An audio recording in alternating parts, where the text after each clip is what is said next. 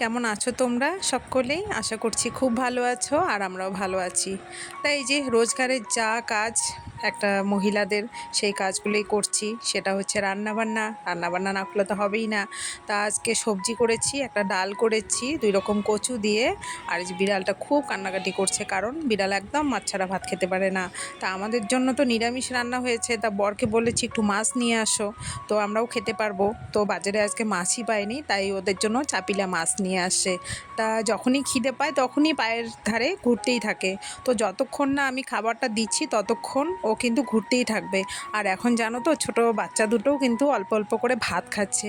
একদম ভাতের থালায় উঠে মানে পা দিয়ে ভাত খায়। যেহেতু ওরা ছোট, অত দূর তো পৌঁছাইতে পারে না, তাই ওরা থালার উপরে উঠে ভাত খায়। একদিন তোমাদের দেখাবো। তো এখন ভাতটা ভালো করে মেখে চটকিয়ে বিড়ালটাকে খেতে দেব।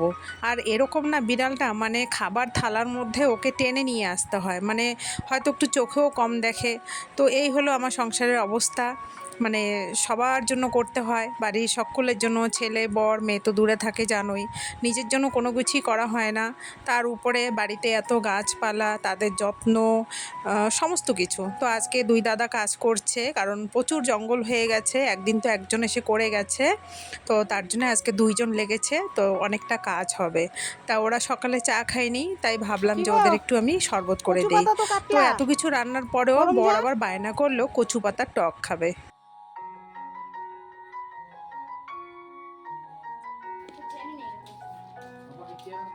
চেয়ার নিয়ে আয় বাবা একটা। কিসের টক? গরুর গোবরের টক।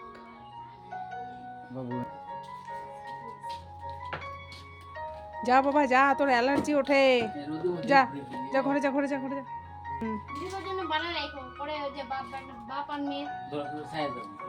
দিদিভাইয়ের জন্য বানাইতে হবে না, হাতে নে। দিদিভাই যখন আসবে তখন টক করে খাওয়াবো। তোমরা খাবা কচু পাতার টক, আর আমি এমনি খাবো করমজার টক।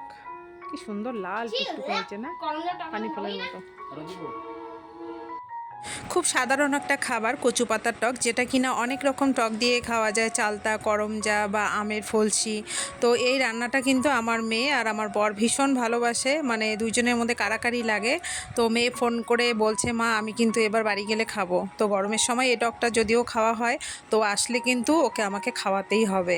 তো দেখো শরবত হয়ে গেছে, এখন ওনাদের দিতে যাব শরবতটা, কারণ এত রোদ্রের মধ্যে কাজ করছে না, আমার নিজেরই খারাপ লাগছে বলতে যে কাজ করো না, কিন্তু তা তো আর হবে না, কাজ করতে এসে কাজ তো করবেই।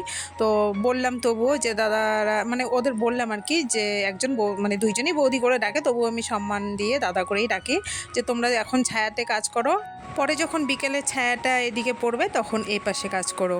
মানে এখন যেখানে ছায়া আছে সেখানে কাজ করবে, আর বিকালে এইদিকে করবে। তা দেখো কচু পাতা নিয়ে আসছে অনেক বড় বড়। অ্যাকচুয়ালি এই পাতাগুলো দিয়ে অনেকটা মানে বেশি একটা ভালো হয় না, সবুজ যে পাতাগুলো হয় একটু কচি কচি, সেগুলো দিয়ে ভালো হয়। কিন্তু এত রোদ্রের মধ্যে আমি তো মানে সময়ই পাচ্ছি না। তা বরকে বললাম তুমি নিয়ে আসো, তাও কাছাকাছি যেখানে পেয়েছে সেখান থেকে নিয়ে আসে। তো এই কচু পাতা, জল, প্রেশার কুকারের মধ্যে একটু নুন দিয়ে ভালো করে সিটি দিয়ে নেব। আর করমজা দিয়ে করতে হয়, মানে আমি তো করমজা দিয়েই করি, করমজার বীজগুলো ফেলে দিই, কারণ বীজগুলো মুখে লাগলে ভালো লাগে না। তো করমজাতে কিন্তু প্রচুর আঠা থাকে, তো অনেকক্ষণ জলে ভিজিয়ে রেখেছি, আর এখন বীজগুলো ফেলে কেটে নেব। তা প্রেশারে একদম সিটি দিয়ে নিয়েছি, দেখো কত সুন্দর হয়েছে। তারপরে একটু কাটা দিতে হবে, যেহেতু একটু কচুর পাতাগুলো বড় বড়, তাই কাটা দিয়ে নিয়ে এখন একটু আমের ফলসি আর করমজা দিয়ে দিলাম। তো এটা ভালো করে সিদ্ধ হয়ে গেল। এখন তেলের মধ্যে সর্ষে আর শুকনো লঙ্কা ফোড়ন দিয়ে তার মধ্যে কচু পাতার যে টকটা সেটাকে ফোড়ন দেব, আর একটু হালকা চিনি দেব, কারণ একটু চিনি দিলে নুন আর চিনির ব্যালেন্স এক সমান হলে খেতে একটু টেস্ট লাগে, কারণ এটার কোনো অন্য কোনো টেস্ট নাই। তো এই গরমে এই কচু পাতার টকটা খাওয়া ভালো, যদিও বা আমি খাই না। আমার শাশুড়ি যখন করতো আমি শিখেছি, ওদের করে দেয়, কিন্তু আমি খাই না। আর আমি আগে দেখে বলতাম যে কেমন যেন গরুর গোবরের মতো লাগে, তো ওই জন্য, তার জন্য না, মানে ভালো লাগে না খেতে।